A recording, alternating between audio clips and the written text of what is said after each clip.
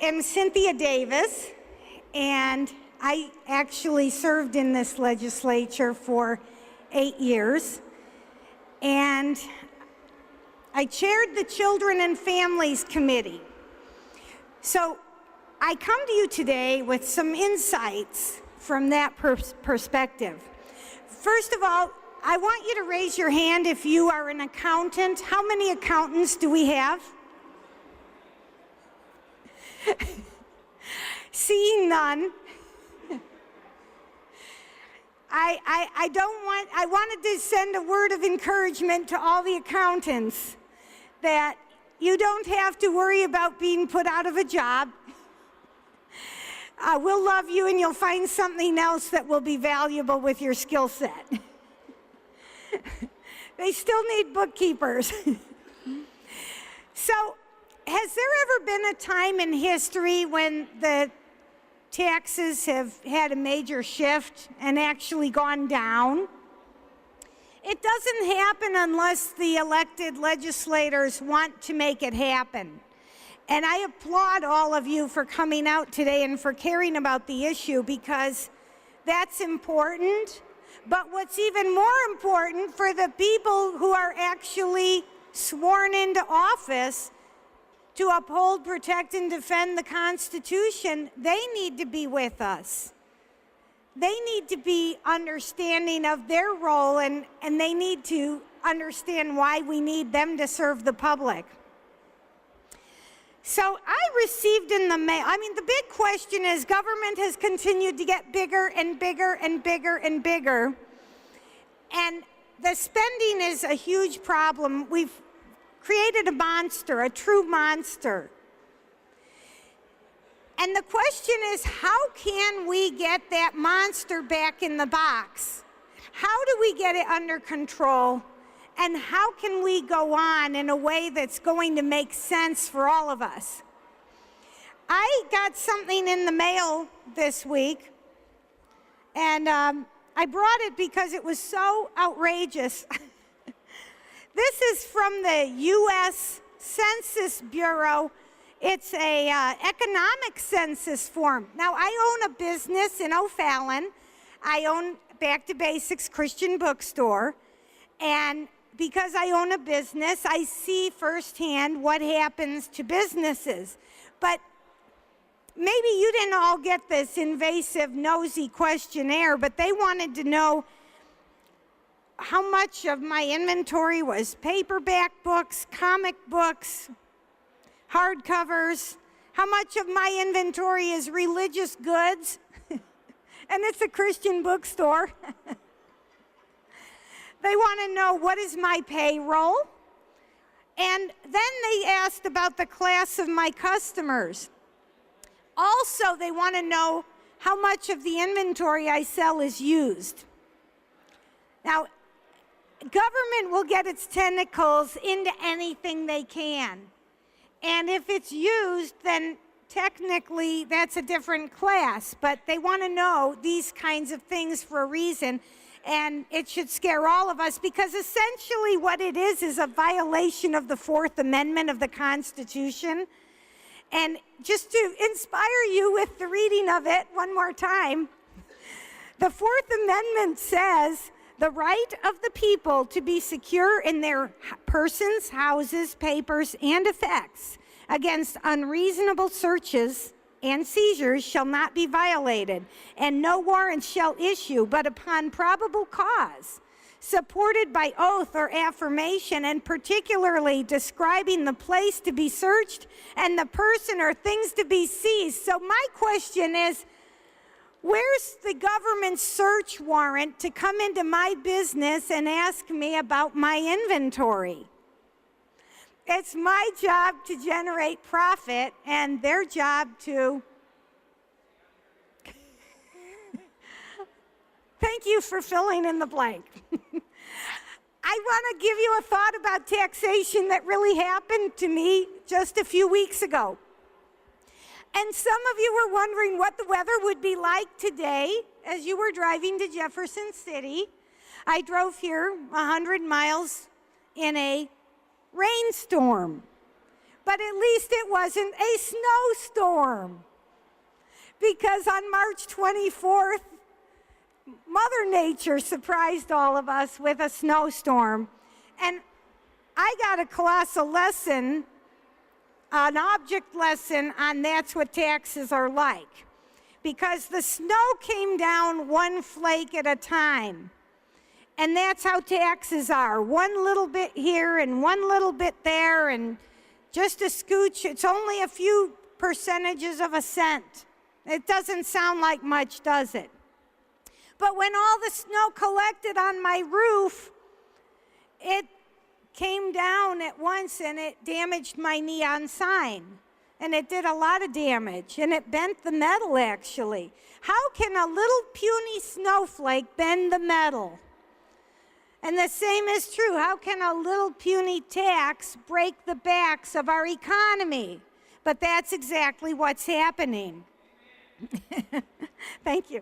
It's hard for the politicians to say no to one budget line item at a time, but you know, the old expression, in all the years we did the budget here, it was very difficult to ever trim back. I'm not talking about a group of Democrats in Washington, D.C. who like to spend money. I'm talking about a Republican-dominated legislature could not say no over and over again, because this is the old saying, every line item has a friend.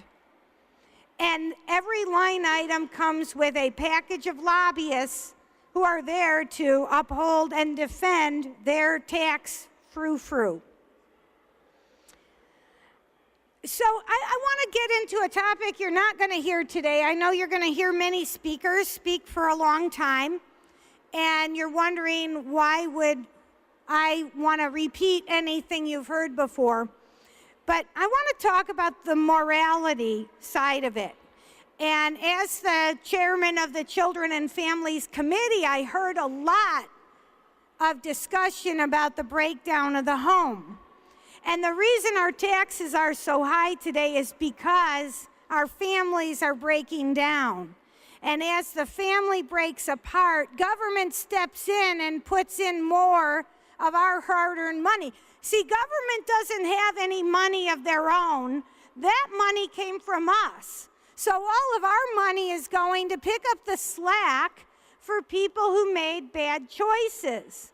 And that's how I became a conscientious objector, because that's our job to pick up the slack for our family members, not to see if we can get a governmental entity to pick up that slack.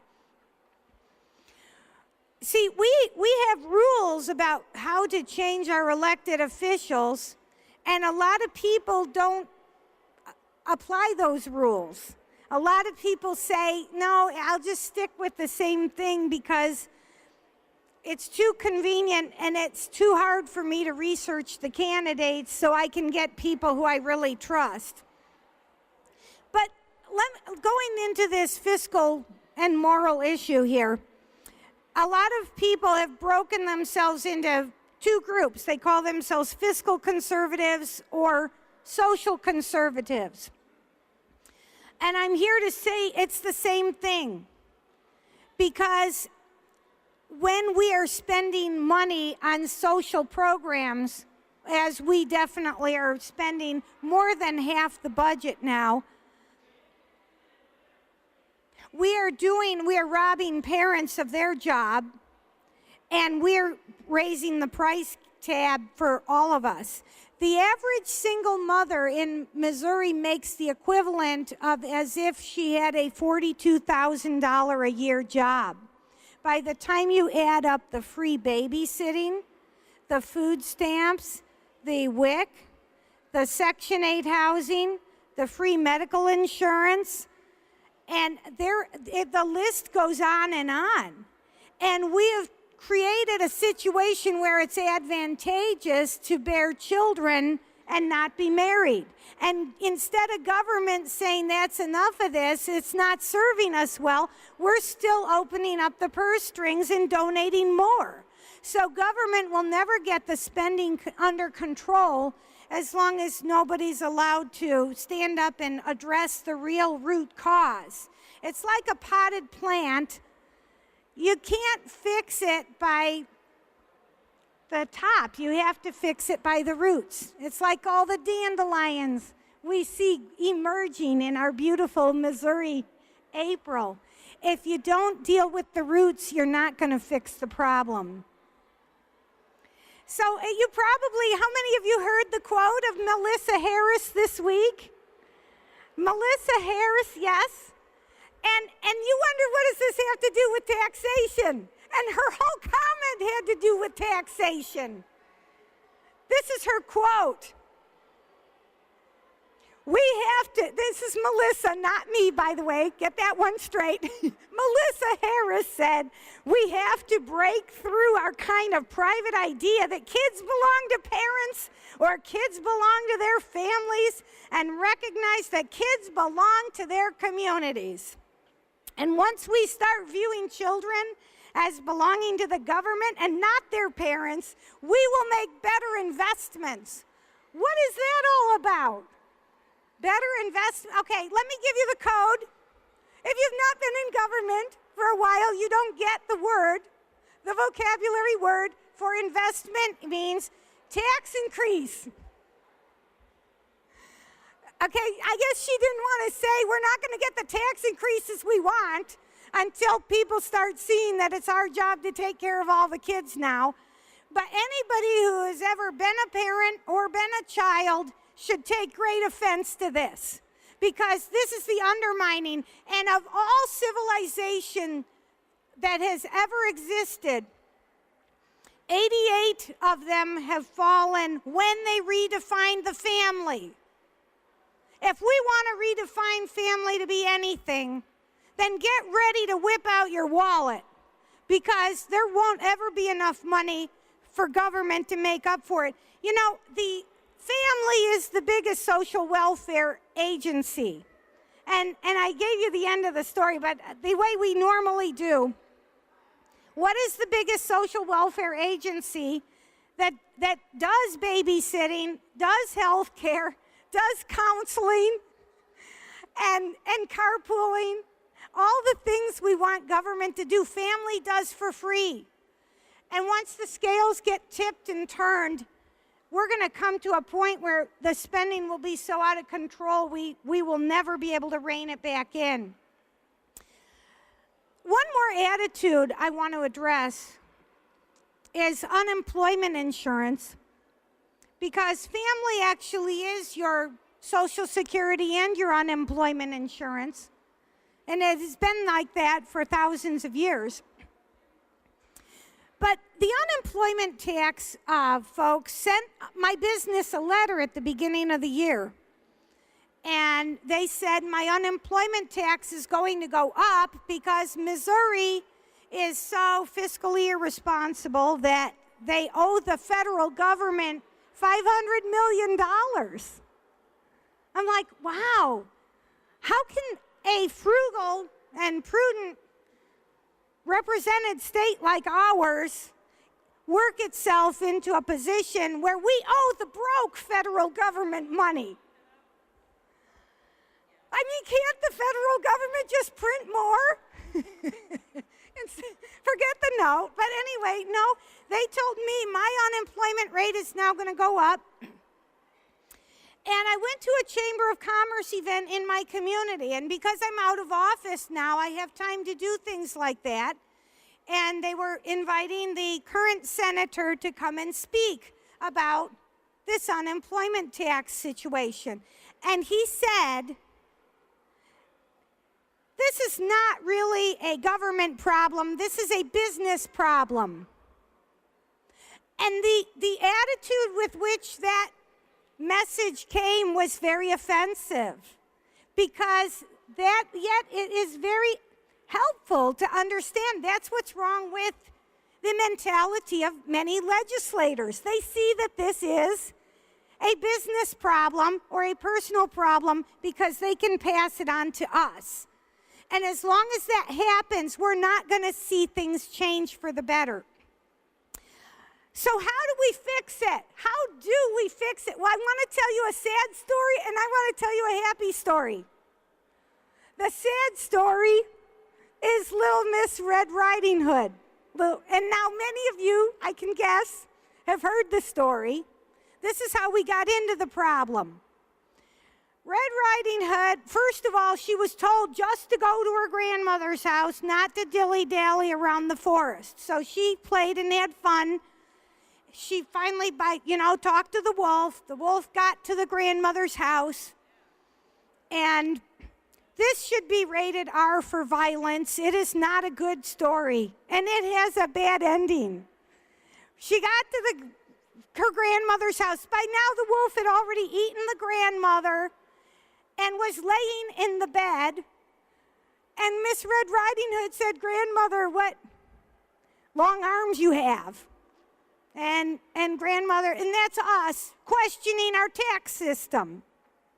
And we're being told, yeah, those are long arms because we can hug you better. Yeah, that makes sense. And then she said, "What long legs you have." And the bureaucrats have told us not to worry about the long legs because it's going to help us be strong. And we've got more public services now. Relax and enjoy. And then it was finally when she said, "Grandmother, what big teeth you have." And he said, "The better to eat you with." And then he ate her. And then you're supposed to tell your kids to go to sleep now. We're being eaten by the wolf. It's time to look at what's happening. And if it looks like a hairy wolf, it is. And if we rise up and are strong, we can stop a tragic ending. And that leads us to the last story. That's much happier, the 3 billy goats gruff. And for those of you who may have had a blighted childhood, let me encourage you with this. The little billy goat was going across the bridge, and the evil troll, who is the IRS, said, "Let me eat you."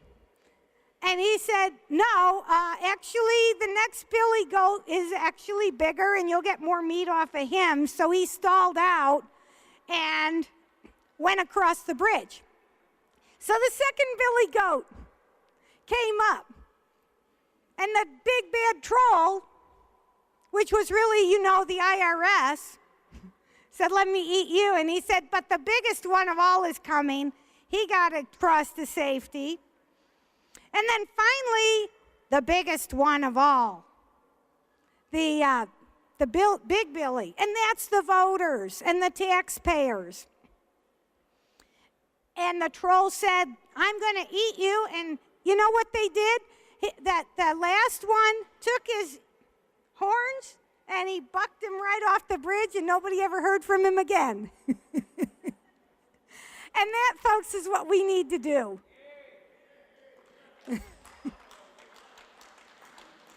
So I want to say thank you for being an encouragement. I love all of you because you get it and you understand it. And even if we have to use fairy tales to communicate the message, when we get brave enough to stand up and buck the troll, we're going to be much better off. Thank you.